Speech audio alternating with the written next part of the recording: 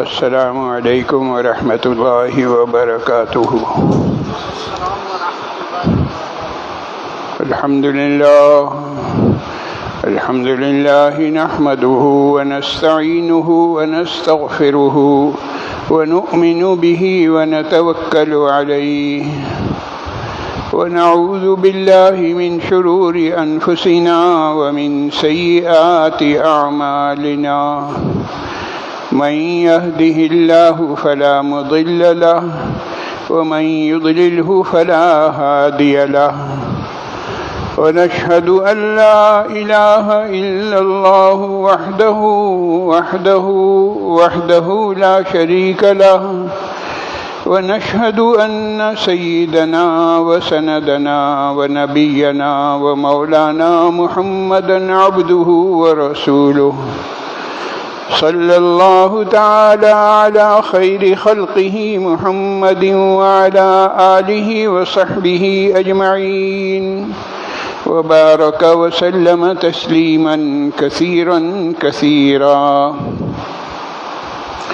اما بعد فاعوذ باللہ من الشیطان الرجیم، بسم اللہ الرحمن الرحیم۔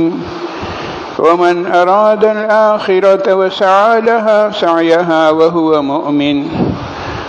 مؤمن فأولئك كان سعيهم مشكورا، وقد قال رسول الله صلى الله عليه وسلم: الدنيا دار من لا دار له، ومال من لا مال له، ولها يجمع من لا عقل له، او كما قال رسول الله صلى الله عليه وسلم۔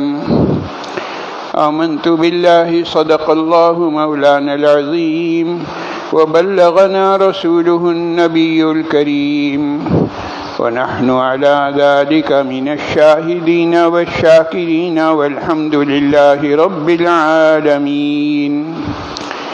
جزا اللہ عنا محمدا صلی اللہ علیہ وسلم ما هو اہلہ، جزا اللہ عنا محمدا صلی اللہ علیہ وسلم ما هو اہلہ، جزا اللہ عنا محمدا صلی اللہ علیہ وسلم ما هو اہلہ۔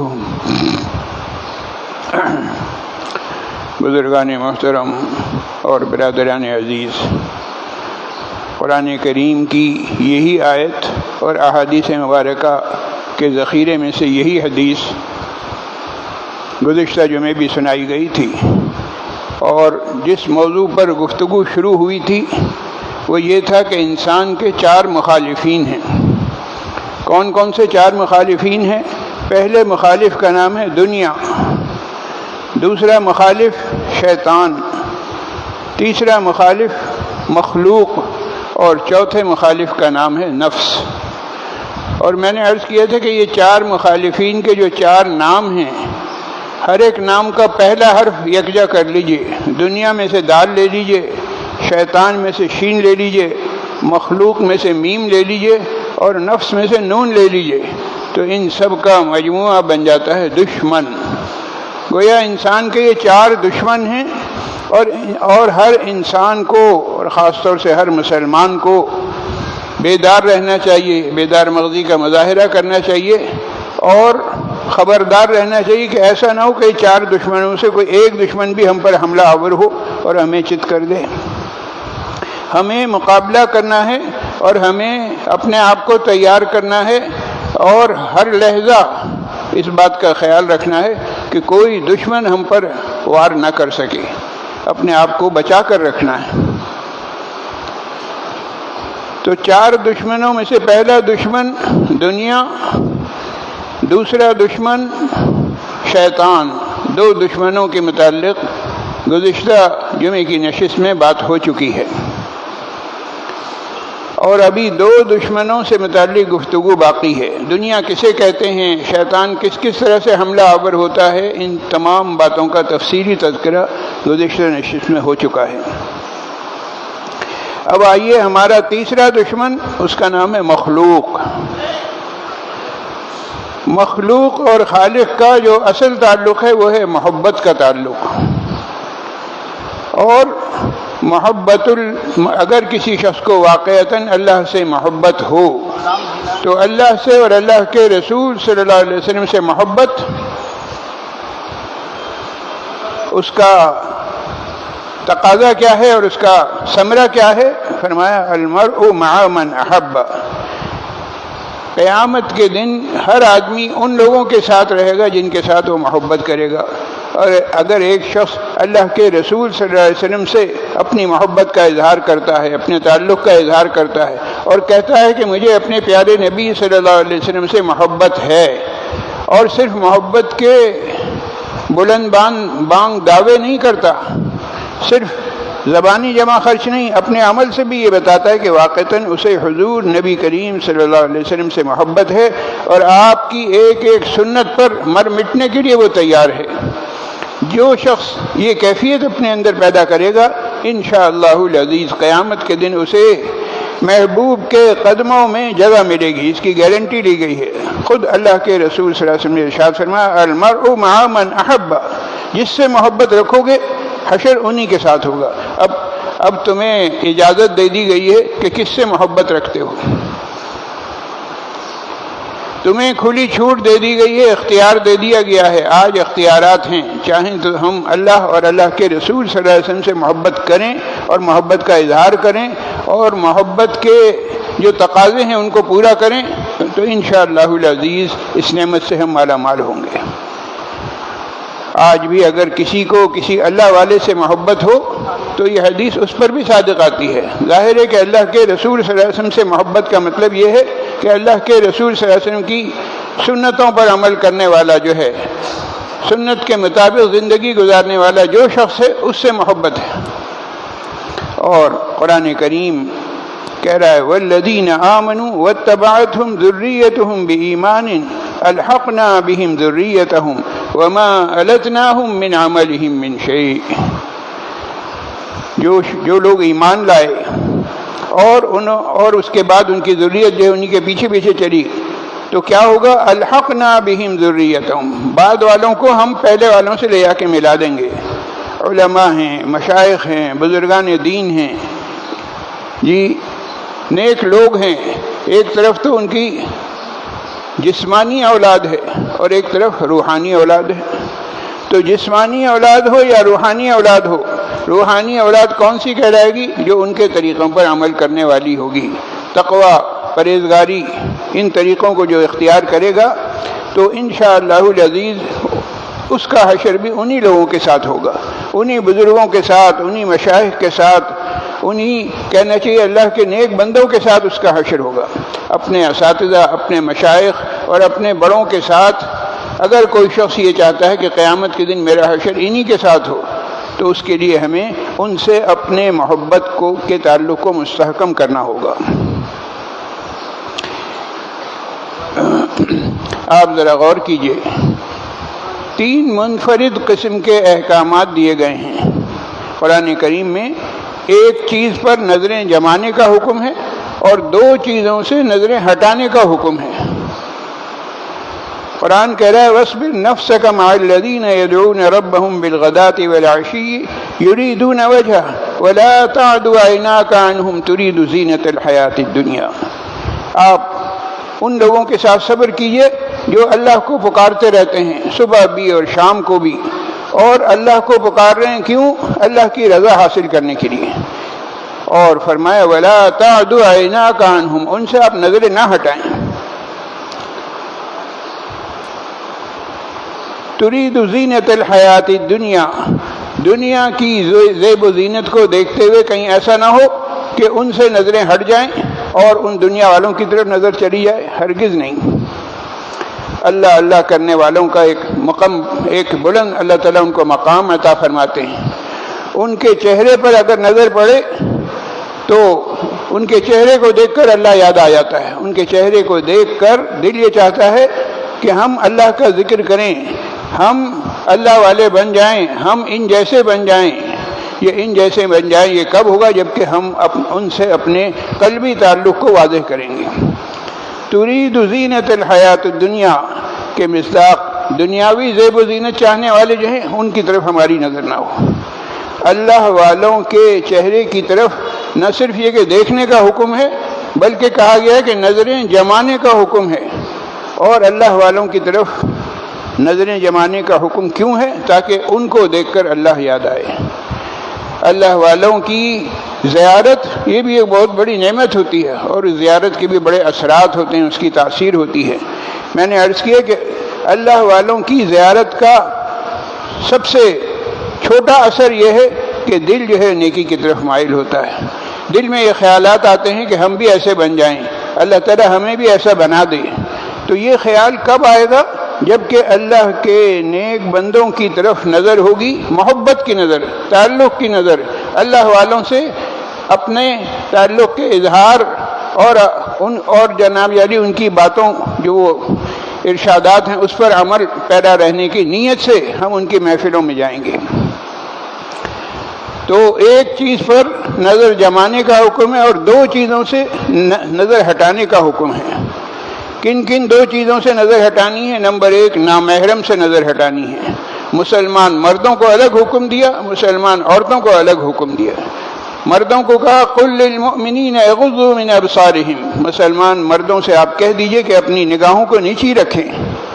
اور بسا اوقات قرآن کے بے شمار احکامات وہ ہیں جس میں صرف مردوں کے لیے صیغہ استعمال ہوتا ہے، الفاظ استعمال ہوتے ہیں، اور عورتیں بھی اسی میں شامل ہوتی ہیں۔ نماز کا حکم ہے اقیموا الصلاۃ وآتوا الزکاۃ اور واتموا الحج والعمرہ۔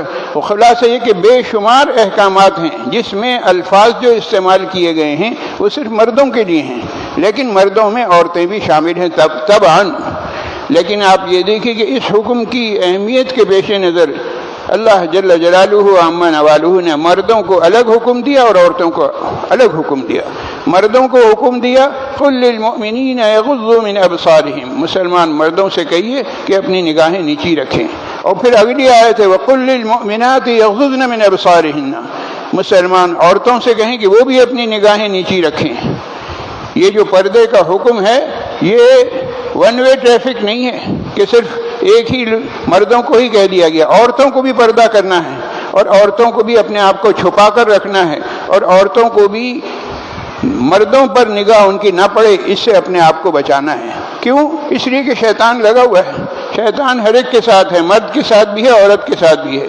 جس طرح سے کسی عورت پر نظر پڑنے کے بعد مرد کے خیالات بھٹک سکتے ہیں، مرد کے دل میں برے خیالات آ سکتے ہیں، یعنی یہی شکل عورتوں کے ساتھ بھی ہو سکتی ہے کہ عورت نے کسی مرد کو دیکھا، اس کا اس پر دل آ گیا، اب اس کے خیالات بھٹک رہے ہیں اور وہ پٹری سے اتر رہی ہے اور وہ برے خیالات اس کے ذہن میں آ رہے ہیں۔ تو بچاؤ کا کیا طریقہ ہے؟ حد باندھ دی ہے کہ نہ مرد عورتوں کو دیکھیں نہ عورتیں مردوں کو دیکھیں۔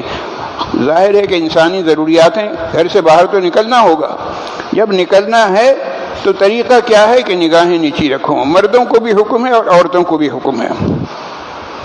تو میں نے عرض کیا کہ دو چیزوں سے نظریں ہٹانے کا حکم ہے، ایک نامحرم سے نظر ہٹاؤ، اور دوسری چیز فرمایا دولت مندوں کے پاس جو دولت ہے ان سے بھی نظر ہٹاؤ۔ وَلَا تَمُدَّنَّ عَيْنَيْكَ إِلَىٰ مَا مَتَّعْنَا بِهِ أَزْوَاجًا مِّنْهُمْ زَهْرَةَ الْحَيَاةِ الدُّنْيَا لِنَفْتِنَهُمْ فِيهِ۔ یہ جو دنیا کی زیب و زینت ہے، مالداروں کے پاس مال ہے، اللہ تعالیٰ فرما رہے ہیں ہم نے یہ ان کو عطا کیا ہے ان کی آزمائش کے لیے، لہذا مسلمانوں کو چاہیے کہ مالدار لوگوں کے مال پر نظر نہ رکھیں، وہاں سے نظریں ہٹائیں۔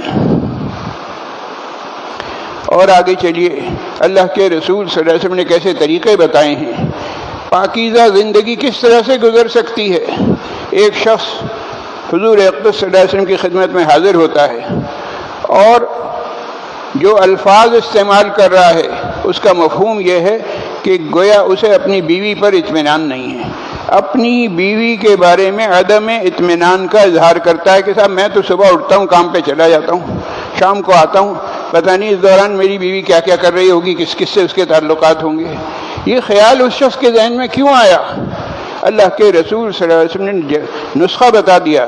آپ صلی اللہ علیہ وسلم نے ارشاد فرمایا جواب میں کہ تم غیر عورتوں سے اپنی نگاہوں کو محفوظ کر لو۔ جب تمہاری نگاہ غیر عورتوں پر نہیں پڑے گی تو کسی غیر مرد کی نگاہ تمہاری بیوی پر بھی نہیں پڑے گی۔ اپنی بیوی کی اگر حفاظت چاہتے ہو، اس کی عزت، اس کی عصمت کی حفاظت کا طریقہ یہ ہے کہ تم دوسروں کی ماں بہنوں اور دوسروں کی بیویوں پر نگاہ نہ ڈالو۔ جب اپنی نگاہوں کو بچاؤ گے تو گویا کہ تم حفاظت کر رہے ہو اپنے محرموں کی۔ اپنی محرم خواتین کی حفاظت کا طریقہ کیا ہے کہ تم اپنی نگاہوں کو بچاؤ، اپنی نگاہوں کی حفاظت کرو۔ قرآن کریم نے فیصلہ سنا دیا، وَلَا يَحِيقُ الْمَكْرُ السَّيِّئُ إِلَّا بِأَهْلِهِ۔ برائی کا اگر کوئی شخص ارادہ کرتا ہے تو برائی کا داؤ الٹا ہوگا انہی داؤ والوں پر، جو داؤ چلائیں گے انہی پر وہ داؤ الٹ کر آ جائے گا۔ اور بد نظری تو ایسی چیز ہے، اللہ تعالیٰ اپنے حفظ و امان میں رکھے۔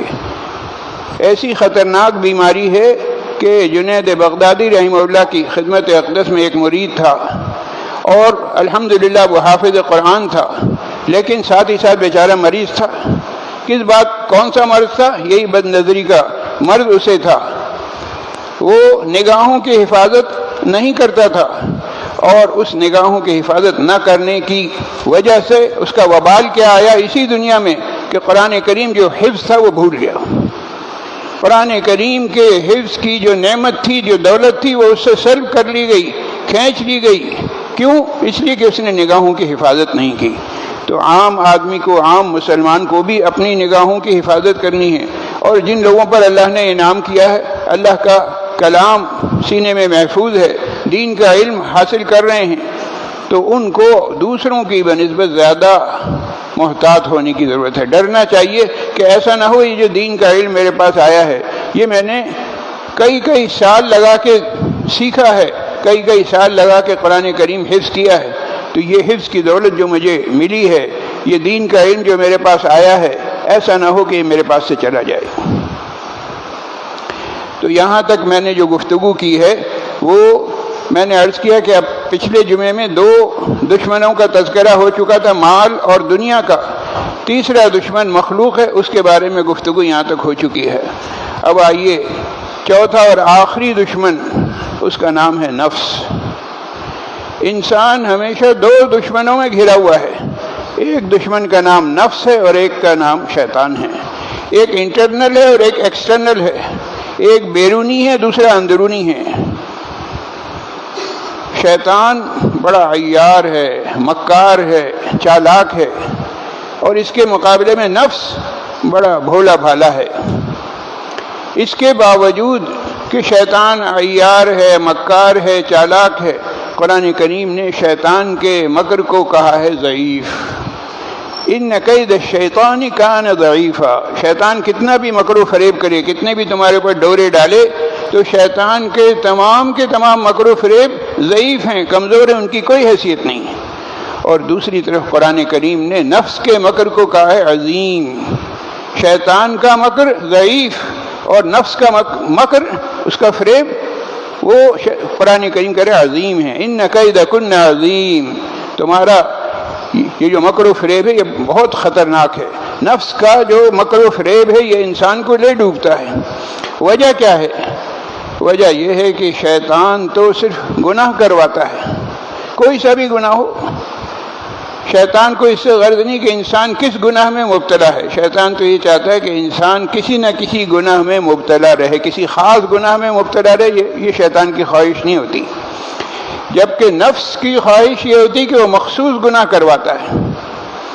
اب سوال یہ ہے کہ کیسے پتہ چلے کہ کون سا گناہ وہ ہے جو ہم سے نفس کروا رہا ہے، کون سا گناہ وہ ہے جو ہم سے شیطان کروا رہا ہے؟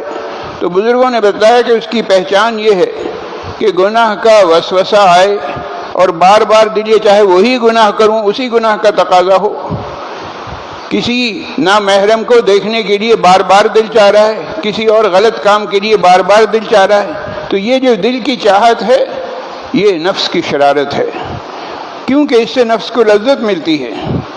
اور دوسری طرف شیطان ہے، شیطان کا جو طریقہ کار ہے، شیطان اس طریقے سے وار کرتا ہے کہ سامنے والا گناہ میں مبتلا رہے۔ کس گناہ میں؟ اس سے اس کو کوئی غرض نہیں، ایک نہیں، 2، دوسرا نہیں، تیسرا نہیں، چوتھا، گناہ تبدیل ہوتے رہیں لیکن یہ شخص گناہوں والی زندگی میں ہی لگا رہے اور اسی میں اس کی زندگی ختم ہو جائے۔ اور دوسری طرف نفس کے متعلق فرمایا النفس کالطفل، نفس ایسا ہے جیسے کہ چھوٹا بچہ، 2-2.5 سال کا جو بچہ ہے، ظاہر ہے بچہ تو بچہ ہے، اسے کیا معلوم، اس کے پاس عقل نام کی کوئی چیز نہیں، اس کو مختلف چیزوں کی ضد کرنی ہوتی ہے، نئی ضدیں۔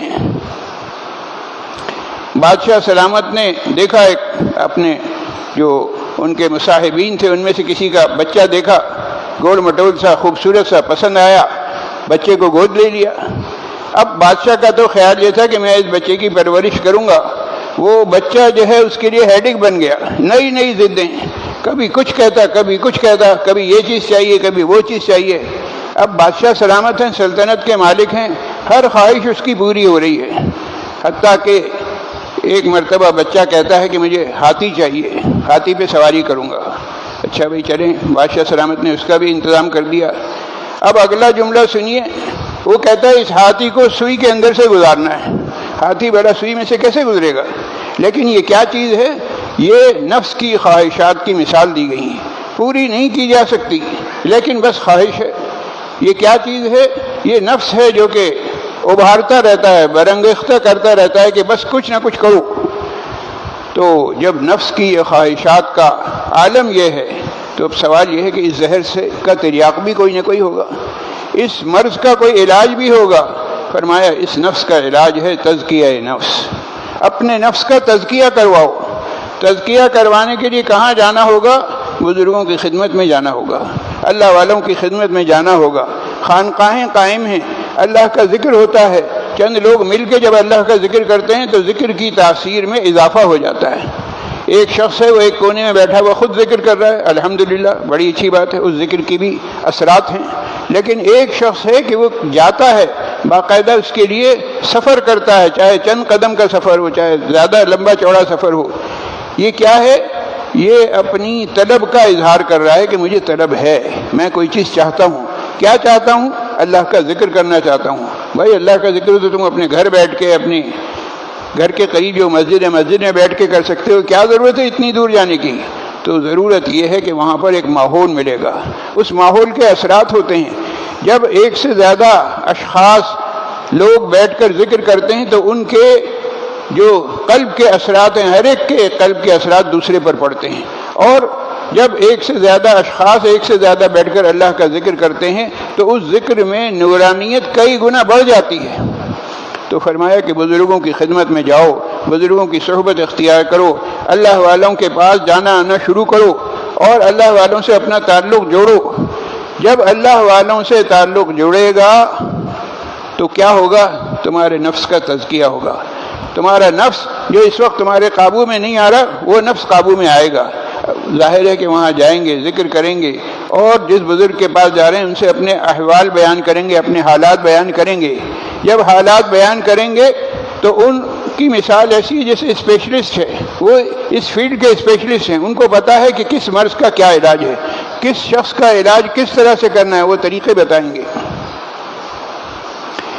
اور شیاطین نے کیا کیا ہوا ہے؟ شیاطین کی پوری ایک ٹیم ہے، ان کا ایک پروجیکٹ ہے اور اس میں انہوں نے نفس کو CID بنایا ہوا ہے۔ نفس جو ہے وہ CID کے فرائض انجام دیتا ہے، اندر کی خبریں وہ باہر بھیجتا ہے۔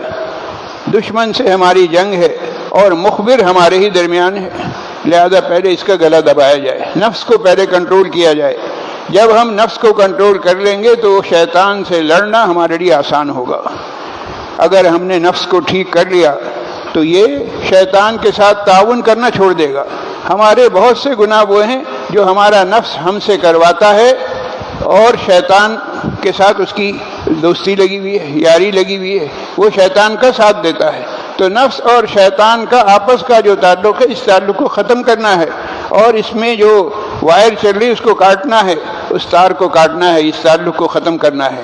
اور میں نے عرض کیا کہ تعلق ختم کرنے کے لیے اللہ والوں کی خدمت میں جانا ہوگا، اللہ والوں کی جوتیاں سیدھی کرنی ہوں گی۔ جب ہم اللہ والوں کی خدمت میں جائیں گے، اللہ کے نیک بندوں سے اپنے احوال کا تذکرہ کریں گے تو انشاءاللہ العزیز ہمارے نفس کی جو خباثتیں ہیں وہ ختم ہونا شروع ہوں گی۔ جو ہمارے دل پر زنگ چڑھ گیا ہے وہ زنگ ہٹنا شروع ہوگا، اترنا شروع ہوگا اور اللہ کے ذکر کی نورانیت قلب کے اندر آئے گی۔ ایک شخص کہتا ہے کہ صاحب میں عبادت کر رہا ہوں عبادت میں میرا دل نہیں لگ رہا۔ کیوں نہیں لگ رہا؟ اس لیے کہ یہ بیمار ہے۔ بیماری کیا ہے؟ نفس، اس کا جو ہے نفس کی بیماری ہے، اور اس کا علاج ضروری ہے۔ اگر تم نے اس کا علاج نہیں کیا تو یہ بیماری پھیلتی جائے گی، ویسے ہی جیسے کہ کینسر کی بیماری پھیل جاتی ہے۔ تو میں نے جیسے کہ عرض کیا کہ نفس کے خطرناک ہونے کی دو وجوہات ہیں۔ نمبر ایک، اسے کہا جاتا ہے گھر کا بیدی لنکا ڈھائے، اور دوسرا یہ وہ دشمن ہے جس سے ہمیں محبت ہے، اپنے نفس سے ہمیں محبت ہوتی ہے، لہذا جب محبت ہوتی ہے تو اپنی کوتاہیاں نظر نہیں آتی۔ تو نفس کو مارنے کا طریقہ یہ نہیں بتایا کہ اس کو بالکل ختم کر دیا جائے، اس کی اگر خواہشات ہیں تو ان پر بالکل عمل نہ کیا جائے، نہیں، کچھ نہ کچھ نفس کی خواہشات پر عمل کرنا ہے، کھانے میں، پینے میں، پہننے میں، آنے میں، جانے میں، لیکن شرعی حدود کے اندر، بارڈر لائن کراس نہ ہو، اس کا خیال کرنا ہے۔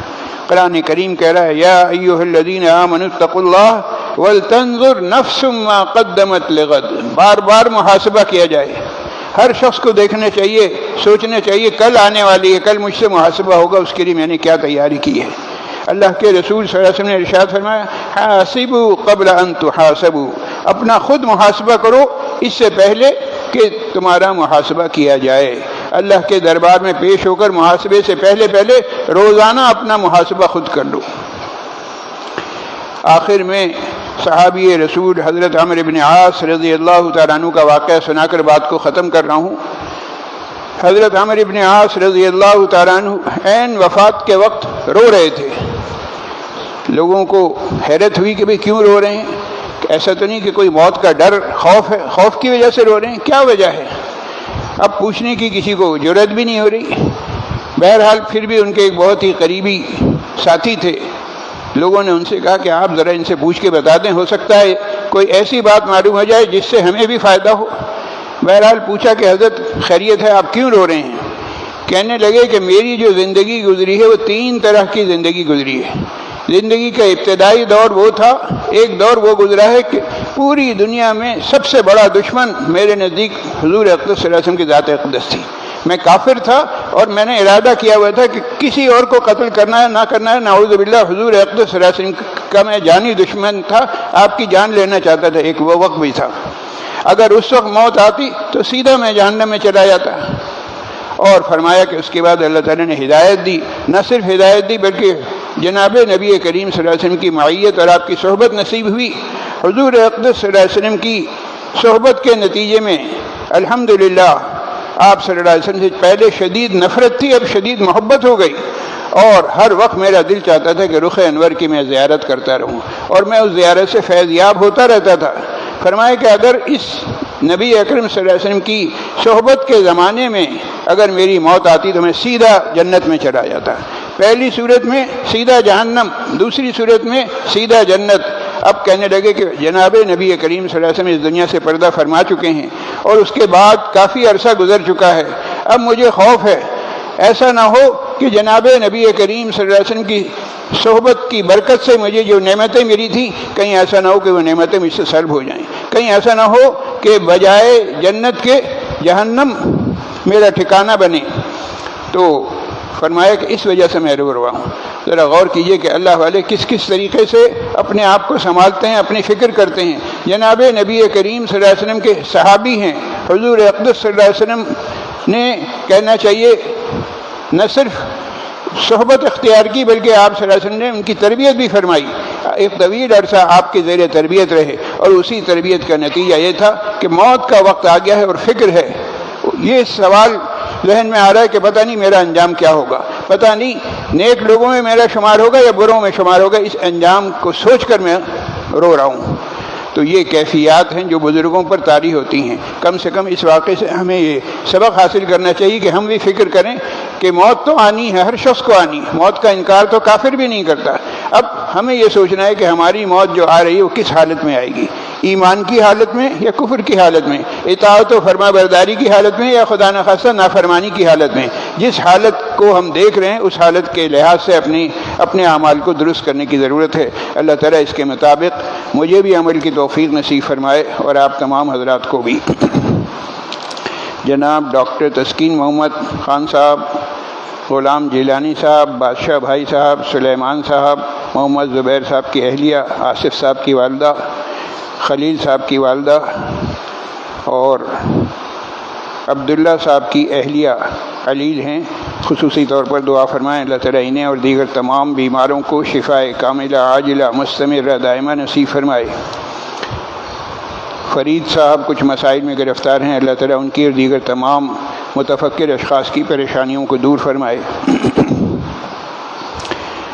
جو بچے امتحانات دے رہے ہیں ان کے لیے دعا کی درخواست کی گئی ہے، اللہ تعالیٰ انہیں ان کی کوششوں میں کامیاب و بامراد فرمائے۔ محمد سلمان صاحب کی اہلیہ کے لیے دعائے مغفرت کی درخواست کی گئی ہے، اللہ تعالیٰ ان کی اور دیگر تمام مرحومین کی کامل مغفرت فرمائے، انہیں جنت الفردوس میں اعلیٰ مقام عطا فرمائے، پسماندگان کو صبر جمیل نصیب فرمائے۔ ملک، قوم اور امت کے جتنی بھی مسائل ہیں اللہ تعالیٰ تمام مسائل غیب سے حل فرمائے۔ وآخر دعوانا ان الحمد للہ رب العالمین۔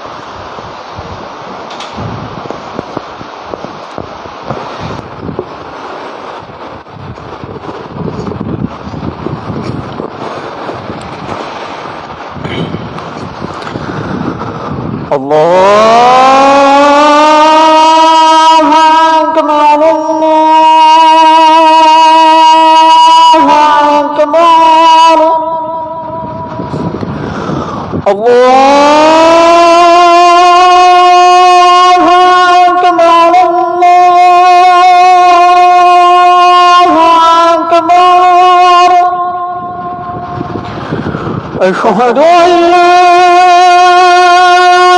إله إلا الله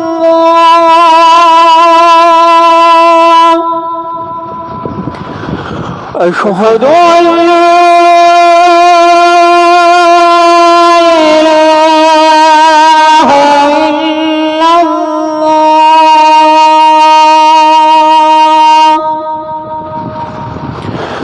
أشهد أن محمدًا رسول الله أشهد أن محمدًا رسول الله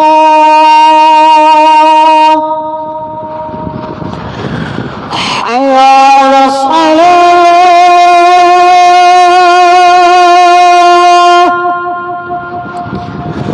حي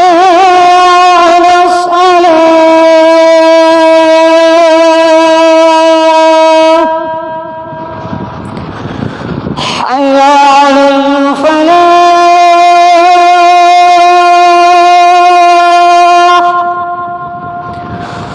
حي على الفلاح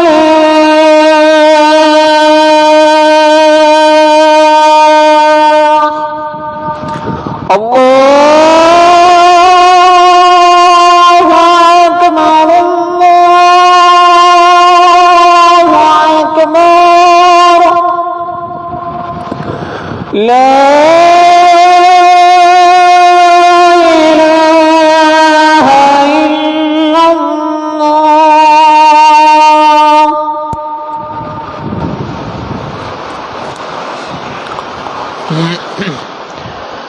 الحمد لله الذي جعل يوم الجمعة سيد الأيام ولا نعود ولا نستعين إلا إياه، وهو الذي فرض صلاة الجمعة لقوله تعالى: إذا نودي للصلاة من يوم الجمعة فاسعوا إلى ذكر الله وذروا البيع. والصلاة على سيد الأنام وعلى آله وأصحابه الكرام. أما بعد، فأعوذ بالله من الشيطان الرجيم. بسم الله الرحمن الرحيم. يا أيها الناس اتقوا ربكم إن زلزلة الساعة شيء عظيم، يوم ترونها تذهل كل مرضعة عما أرضعت وتضع كل ذات حمل حملها وترى الناس سكارى وما هم بسكارى ولكن عذاب الله شديد. يوم يقول الله: لمن الملك اليوم؟ لله الواحد القهار. وامتازوا اليوم أيها المجرمون، ألم أعهد إليكم يا بني آدم ألا تعبدوا الشيطان إنه لكم عدو مبين وأن اعبدوني هذا صراط مستقيم.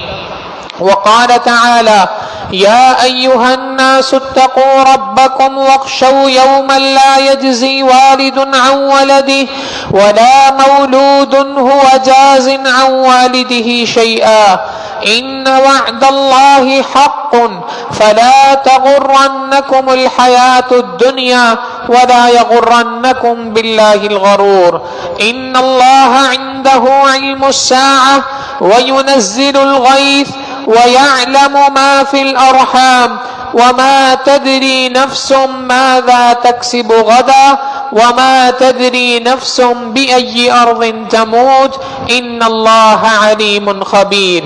بارك الله لنا ولكم في القرآن العظيم ونفعنا وإياكم بالآيات والذكر الحكيم إنه تعالى جواد كريم ملك بر ورب رؤوف رحيم.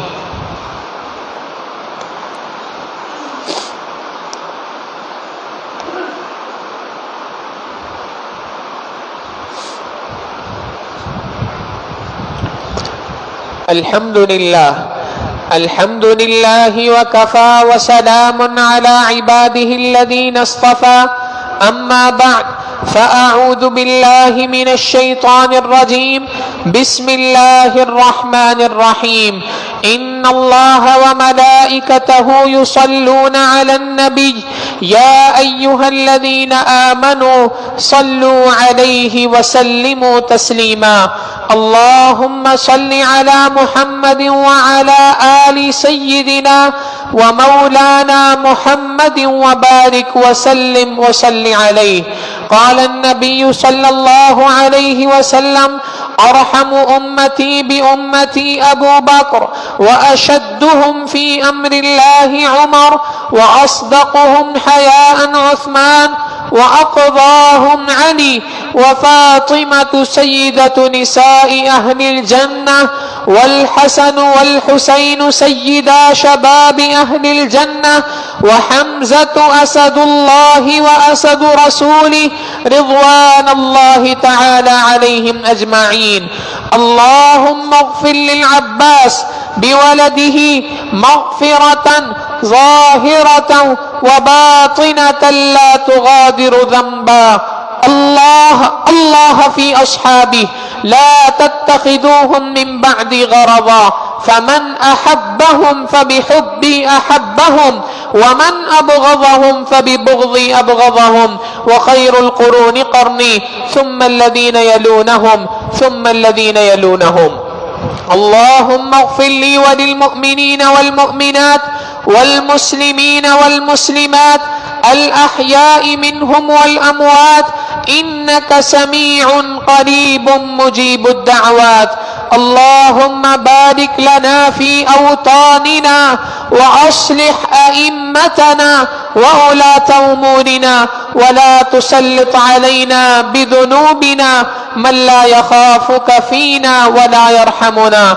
اللهم احفظ الحرمين الشريفين اللهم احفظ المسجد الأقصى يا رب العالمين. عباد الله رحمكم الله إن الله يأمر بالعدل والإحسان وإيتاء ذي القربى وينهى عن الفحشاء والمنكر والبغي يعظكم لعلكم تذكرون ولذكر الله تعالى أعلى وأولى وأعز وأجل وأتم وأهم وأعظم وأكبر والله يعلم ما تصنعون. صفیں اہتمام سے درست فرما لیجئے. اگلی صفوں کو پہلے مکمل کیجئے.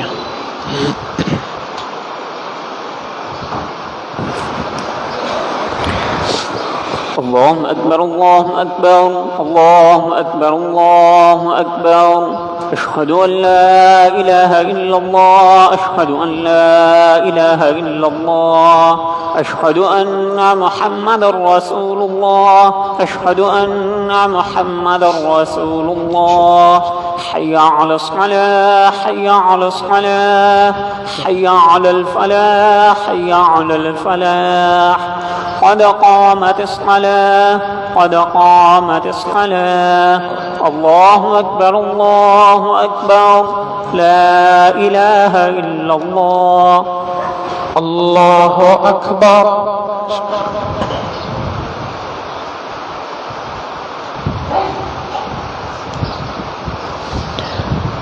الحمد لله رب العالمين الرحمن الرحيم مالك يوم الدين إياك نعبد وإياك نستعين اهدنا الصراط المستقيم صراط الذين أنعمت عليهم غير المغضوب عليهم ولا الضالين.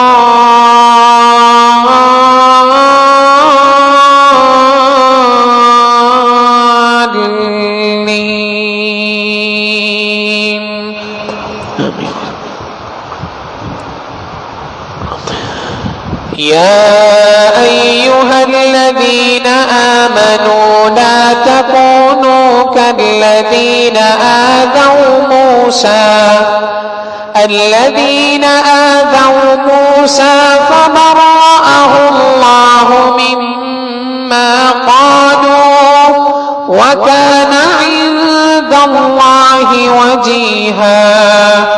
يا أيها الذين آمنوا اتقوا الله وقولوا قولا سديدا يصلح لكم أعمالكم ويغفر لكم ذنوبكم ومن يطع الله ورسوله فقد فاز فوزا عظيما. الله أكبر.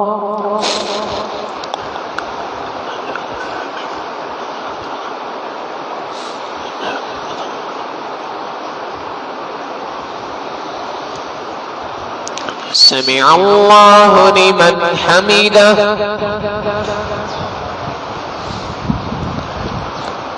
الله أكبر.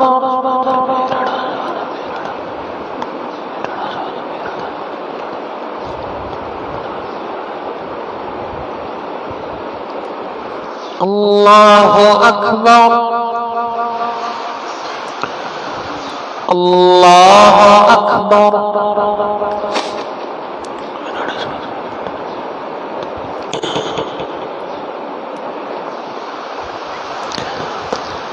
الله أكبر. الحمد لله رب العالمين الرحمن الرحيم مالك يوم الدين إياك نعبد وإياك نستعين اهدنا الصراط المستقيم صراط الذين أنعمت عليهم غير المغضوب عليهم ولا الضالين.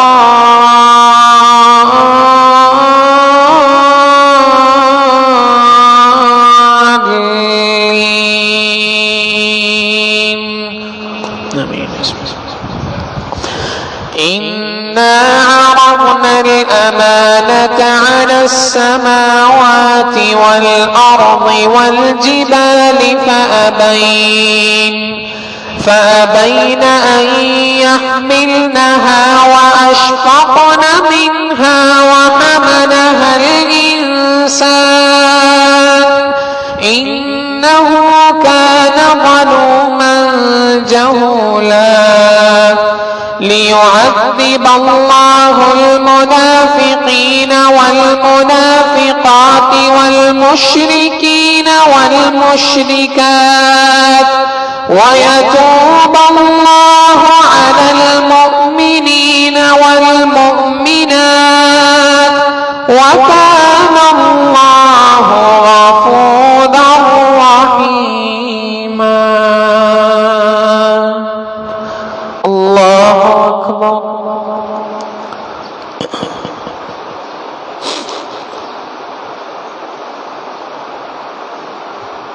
سمع الله لمن حمده.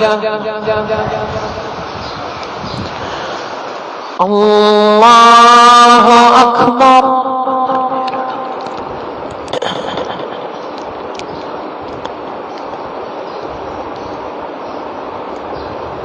الله أكبر. الله أكبر.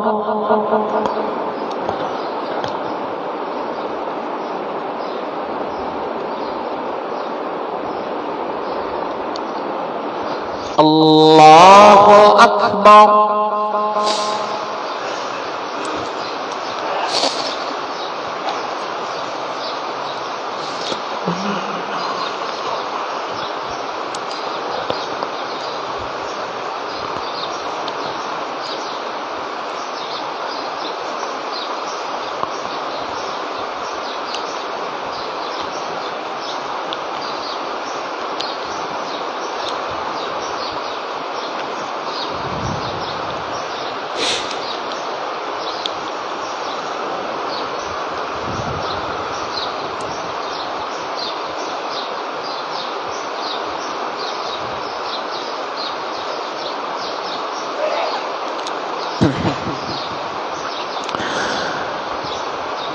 السلام عليكم ورحمة الله. السلام عليكم ورحمة الله. الله أكبر. استغفر الله استغفر الله استغفر الله.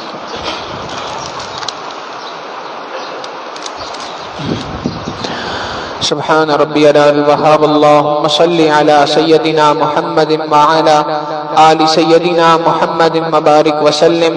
ربنا ظلمنا أنفسنا وإن لم تغفر لنا وترحمنا لنكونن من الخاسرين.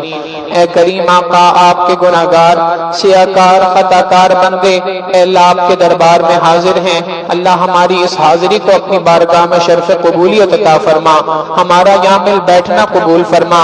اے کریم آقا، جس طرح آپ نے ہمیں یہاں پر اکٹھا فرمایا، اے کریم آقا ہمیں جنت میں بھی اسی طریقے سے اکٹھا فرما. ہمارے تمام گناہوں کو معاف فرما، تمام خطاؤں سے درگزر فرما. اے کریم آقا، ہم گناہوں بھری زندگی گزارتے پھر رہے ہیں. اے اللہ، آپ کی طرف سے ناراضگی والے احکامات، ناراضگی والے حالات ہم پر آتے جا رہے ہیں. اے کریم آقا، ہم آج آپ سے سچی توبہ کرتے ہیں. اے کریم آقا، ہماری توبہ کو قبول فرما لیجئے. اے اللہ، ناموافق حالات کو موافق حالات میں تبدیل فرما دیجئے. اے اللہ، ناپسندیدہ حالات کو پسندیدہ حالات میں تبدیل فرما دیجئے. اے اللہ، ہمارا یہ ملک معاشی اعتبار سے مستقل اے اللہ کمزور سے کمزور تر ہوتا جا رہا ہے. اے کریم آقا، اپنی رحمتوں سے ہمارے اس ملک کو اے اللہ معاشی اعتبار سے بقا عطا فرما دیجئے، استحکام عطا فرما دیجئے. اے اللہ، مہنگائی کے اس زور کا خاتمہ فرما دیجئے، مہنگائی کے اس زور کو توڑ دیجئے. اے اللہ، آپ نے خود تو قرآن کریم میں یہ بات ارشاد فرمائی، اگر یہ بستی والے ایمان لے آئیں، گناہوں سے توبہ کر لیں تو ہم ان کے اوپر رحمتوں کے دروازوں کو کھول دیں گے. اے اللہ، آج آپ کے دربار میں سچی توبہ کرتے ہیں، اس بات کو جانتے ہوئے کہ آپ کی ناراضگی ہی کا سبب ہے، ہماری بدعمالی ہی اسی کا سبب ہے. اے کریم آقا، اپنی رحمت سے اے اللہ رحمتوں کے دروازوں کو کھول دیجئے. اے اللہ، دنیا والوں کے پاس وسائل ختم ہو چکی ہیں، آپ کے وسائل کا اے اللہ خزانہ تو بہت بلند ہے. اے اللہ، اس ملک کے اندر ترقی عطا فرما دیجئے. اے اللہ، اس ملک کے وسائل کے دروازوں کو کھول دیجئے، خوب برکتیں عطا فرما دیجئے. مہنگائی کے اس زور کا اے اللہ خاتمہ فرما دیجئے. اس ملک کو اے اللہ نیک عادل حکمران عطا فرما دیجئے، دیانتدار حکمران عطا فرما دیجئے. اللہ، اس ملک میں اسلام کے نظام کو نافذ فرما دیجئے. ہمیں آزادی کی قدردانی کرنے کی توفیق عطا فرما دیجئے. اے اللہ ہماری ان دعاؤں کو اپنی رحمت سے قبول و منظور فرما۔ اللہ ہم میں جو لوگ بیمار ہیں تمام بیماروں کو شفائے کاملہ عاجلہ مستمرہ دائمہ نصیب فرما۔ اے اللہ بالخصوص عبدالستار صاحب علیل ہیں، اللہ انہیں بھی شفائے کلی نصیب فرما۔ اے اللہ جو لوگ اس دنیا سے جا چکے ہیں تمام مرحومین کی کامل مغفرت فرما۔ بالخصوص ہماری اس مسجد کے ساتھی جناب سرفراز مغل صاحب کا گزشتہ دنوں انتقال ہوا، اللہ ان کی بھی کامل مغفرت فرما، جنت الفردوس میں اعلیٰ مقام عطا فرما، پسماندگان کو صبر جمیل نصیب فرما۔ اللہ ہماری ان دعاؤں کو اپنی رحمت سے قبول و منظور فرما۔ وصلی اللہ تعالی علی حبیبہ سیدنا محمد وآلہ واصحابہ اجمعین برحمتک یا ارحم الراحمین۔